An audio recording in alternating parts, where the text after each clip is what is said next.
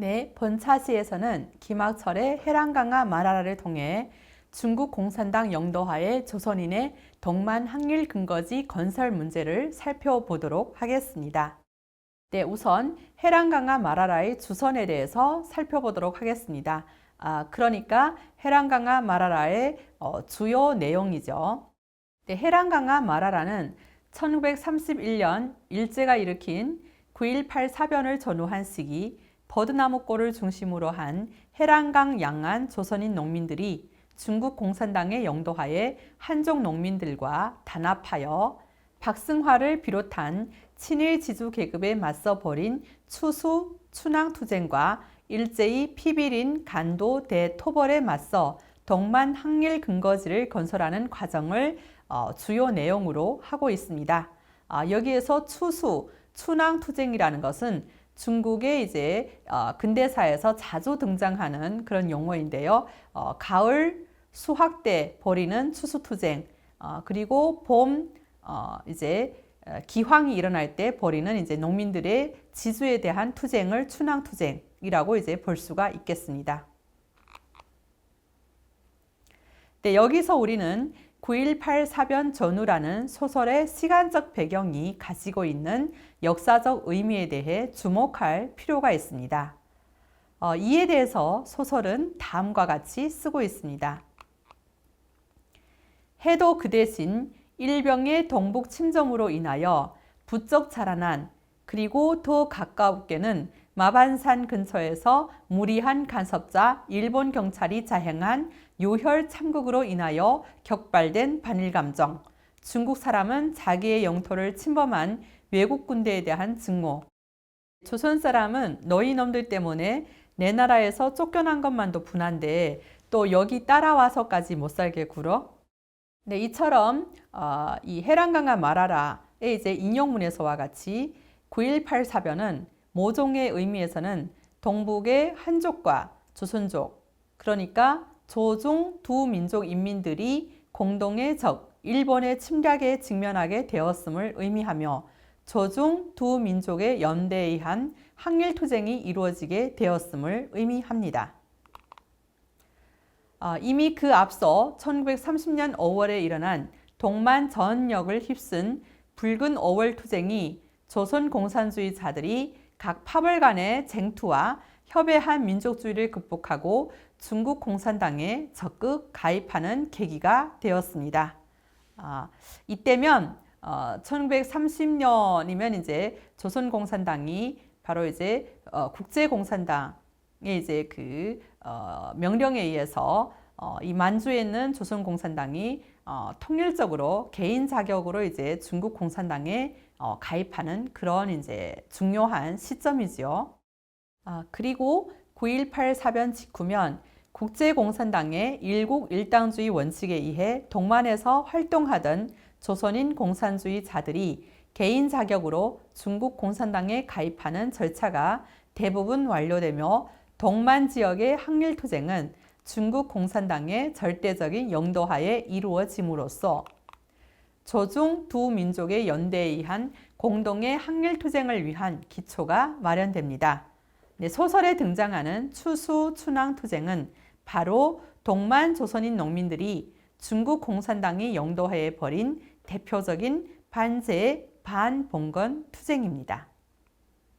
친일지주 박승화에게 소장료를 셈해 바치는 가을거지 마당에서 버드나무골 농협 책임자 한영수는 박승화의 앞잡이 최영갑으로부터 일본 군대가 봉천을 점령했다는 9.18 사변의 소식을 전해 듣고 일순 망연자실하였습니다. 네, 다음의 인용문을 살펴보도록 합시다. 그는 김서방 쪽을 한번 힐끗 돌아보고 그 사람이 달구지 뒤로 돌아간 것을 보고 얼른 장거미의 귓가에 대고 속삭이었다. 네, 아무래도 장거미 이 길로 하나 그가 자기의 짧은 말을 채 다 하기도 전에 동네 쪽으로부터 또 하나의 사람이 뛰어서 나타났다. 그것은 땀을 이마에서 방울방울 떨구는 삐오넬 이성길이었다. 이거 화련서. 그것은 삐오넬의 연락망을 통하여 날아온 화급이었다. 그것을 뜯어보고 용수는 그 길로 화련을 향하여 떠나며 성길에게 말을 남기었다. 정서의 급변에 당하자 한영수가 순간적으로 먼저 생각한 것은 한시라도 빨리 화련에 가는 것이었습니다. 화련이란 중국 공산당 동만특위에 소속된 해랑구 구위원회의 소재지이며 동만특별위원회가 파견한 대표이자 당수인 중국 동지 장극민이 책임자로 있는 곳입니다. 이곳은 버드나무골을 비롯한 해랑강 양안 마을들의 농협 책임자들이 투쟁 상황을 회보하고 새로운 임무를 전달받는 공간으로 중국 공산당의 영도를 상징하는 공간입니다. 그런데 약속이라도 한 것처럼 화련에서도 비오넬의 영락망을 통하여 화급이 날아오며 영수는 그 길로 화련을 향하여 떠납니다. 이를 통해 화련으로 포상되는 중국 공산당 동만특위와 해랑간 양안 조선인 출신 중공당원들과의 긴밀한 연계 및 정세의 급변에 적극 대응하는 중국 공산당의 지도적 핵심으로서의 위상을 확실하게 보여주고 있지요. 영수들이 화련으로부터 돌아오자 해랑강 양안 조선인 농민들은 추수투쟁을 벌이며 조선인 지주 박승화, 중국인 지주 호가 등 친일 지주들의 집을 청산하고 그들로부터 불합리하게 징수했던 소장료를 반환받습니다. 네, 중국 공산당의 영도하에 조직적으로 일어난 추수투쟁은 승리하며 일제히 동북 침략으로 힘을 얻었던 친일 반동 지주들의 기염을 꺾어 놓았습니다. 이듬해 해랑강 양안 농민들이 벌인 춘항 투쟁 역시 중공 동만특별위원회 대표 장극민의 영도하에 해랑구 구위원회가 춘궁의 위험에 직면한 농민들을 조직적으로 궐기시킨 것입니다. 뒤를 이은 일본군의 간도 대토별에 직면하여 중국 공산당은 인민군중의 생명과 재산을 보호하기 위해 사력을 기울였습니다. 버드나무골의 농협과 적이 되는 중국 공산당의 영도하에 일본군의 토벌대가 마을로 들이닥치자 인민군중을 인솔하고 보호하여 산으로 피신하여 위기를 넘깁니다. 그리고 드디어 해랑구 구위원회의 결정에 의해 항일인민유격대가 조직되기에 이릅니다. 네, 다음에 인용문을 보도록 합시다. 그해 해랑구 구위원회는 정식으로 항일인민유격대를 조직할 것을 결정하였다. 장극민은 유격대를 조직하면서 동시 그에게 이러한 첫 임무를 맡기었다. 하동방공자위단 본부를 습격 박멸할 것. 그것은 유격대의 역량을 시위함으로써 전 구인민의 투지를 고무하기 위한 것이었다. 항일인민유격대, 즉 인민무장의 건립은 동만 항일 근거지의 수립을 의미합니다. 간도 대토벌에 나선 일본군과 방공자위단의 포격에 집이 무너지고 학교가 불타는 등 참혹한 현실 앞에서 해랑강 양안 조선인 농민들은 중국 공산당의 영도하에 인민무장을 건립하고 항일 근거지 건설에 나서게 되는 것입니다. 이처럼 중국 공산당은 전략 전술적 측면에서 중대한 결정을 내리는 결책자, 지도적 핵심으로서의 역할뿐만 아니라 또한 함께 싸우는 조선인 동지에 대해서는 무한한 사랑과 관심을 베푸는 형과 같은 존재입니다. 다음의 인용문을 보도록 합시다. 1시간 후에 장극민은 읽던 책을 집어서 호주머니에 넣고 사그라지려는 불에다 삭정이를 큰 것으로 골라서 대여섯같이 지피었다. 좌우를 둘러보고 곁에서 꼬부라져 새우잠을 자는 장거미에게 형이 동생에게 하는 그런 자연스러운 동작으로 자기의 상의를 벗어서 덮어주었다. 한참 동안을 뒤척거리다 모자를 얼굴에 덮고야 겨우 잠들어 버린 그는 한영수가 어디서 헌 어린아이 오줌 자죽 얼룩덜럭한 포대기를 얻어다 자기를 덮어주고 발끝으로 걸어서 돌아가는 것을 아지 못하였다.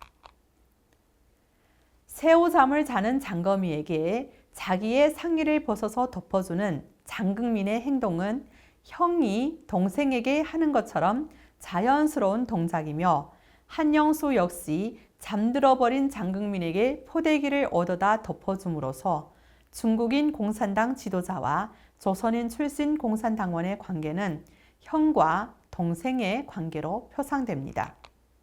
뿐만 아니라 그들은 운명적으로 연결되어 있어 한영수의 신변의 위험이 닥치자 버드나무골과 멀리 떨어진 곳에서 농민들의 추수투쟁을 지휘하던 장극민은 위기와 불안을 느낍니다. 그런데 연하의 이러한 아픈 염려보다도 더 크나큰, 더 요효한 배려를 영수의 몸에다 들리는 또 하나의 사람이 있었다. 그것은 멀리 야영지 우등불 곁에 앉아서 호로대 보안대와의談판을 지도하고 있는 장극민이었다. 소설의 인용문이죠. 그는 영수를 단신 떠나보내놓고 나니 어쩐지 마음이 놓이지를 않았다. 상스럽지 못한 예감이, 그러나 결코 미신적인 것은 아닌 자기의 오랜 투쟁 경험이 귓가에다 속삭여주는 그런 예감이 그를 불안케 하였다. 어둠과 같이 몽롱하던 그것은 차츰 날이 밝아짐을 따라 뚜렷하여 갔다. 아직 보이지 않는 해가 동쪽 산마루에 붉은 신호를 띄울 무렵에야 드디어 그는 결심을 내렸다. 버드나무골 소대 전원을 돌려보낼 버드나무골로 급행시킬 결심을 내리었다. 인용문입니다. 이처럼 한영수에 대한 장극민의 염려와 배려는 애인인 연하의 그것에 비해 훨씬 크고 유효한 것입니다. 성길의 아버지 이서방의 피살 소식을 듣고 버드나무골로 급히 돌아간 한영수의 안위를 걱정하던 장극민은 중화민국의 보안부대에 의해 농민대어의 전진이 막혀談판을 해야 하는 긴급한 관도에도 추수투쟁의 대의보다는 조선인 동지 한영수를 위해 버드나무골 소대 전원을 돌려보낼 결심을 내립니다. 중국 공산당과 조선인 중공당원들 사이에 끈끈한 우애와 조선인 동지들에 대한 중국 공산당 측의 깊은 배려를 보여주고 있지요. 이처럼 동만의 항일투쟁 중 중국 공산당의 핵심적 위상과 영도적 지위, 그리고 동만 항일 세력의 대다수를 차지하는 조선인 중공당원과 농민들에 대한 배려와 관심을 김학철은 소설의 서문에서 그러기에 이 소설에도 기록된 간도인민의 투쟁의 역사는 즉 중국 공산당의 투쟁의 역사인 것입니다. 그러기에 이 소설 가운데서 활약하는 인물들은 우리가 익히 알고 우리가 사랑하는 영웅들은 그 모두가 다 중국 공산당에 의하여 배양된 우리의 결의인 것입니다. 라고 밝히고 있습니다. 네, 이번 차시에서는 중국 공산당 영도하에 조선인의 동만 항일 근거지 건설에 관해 살펴보았습니다. 다음 차시에서는 동만 조선인의 계급적 분화와 연변 조선족의 계급적 순결성 보장에 관해 살펴보도록 하겠습니다.